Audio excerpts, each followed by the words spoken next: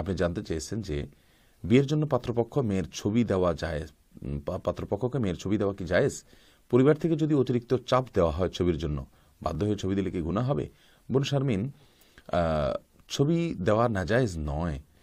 বিশেষ করে যদি প্রিন্টেড ছবি না হয়, সেটা সফট কপি হয়, সেটা দেওয়া যেতে পারে। তবে সেটা অবশ্যই যিনি বিবাহ করবেন তিনি দেখবেন, অর্থাৎ পাত্র দেখবেন এবং পাত্রর পক্ষের মেয়েরা দেখবেন। এমন কোনো পুরুষ দেখবেন না পাত্রপক্ষের যিনি তার স্বামীর বাইরে কোনো পুরুষ দেখবেন না। এমনকি যিনি হবু শ্বশুর হতে পারেন তিনিও দেখবেন না।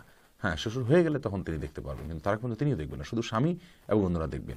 এখন কোনো পরিবার যদি বাধ্য করে দেওয়ার জন্য কোনো মেয়েকে তিনি পর্দা মেনটেন করতে চান, তাহলে তার উচিত হবে পরিবারকে বোঝানো বিষয়টা যে কারা কারা দেখতে পারবে, এটা আল্লাহ তাআলার বিধান, এটা ছেলে খেলা নয়।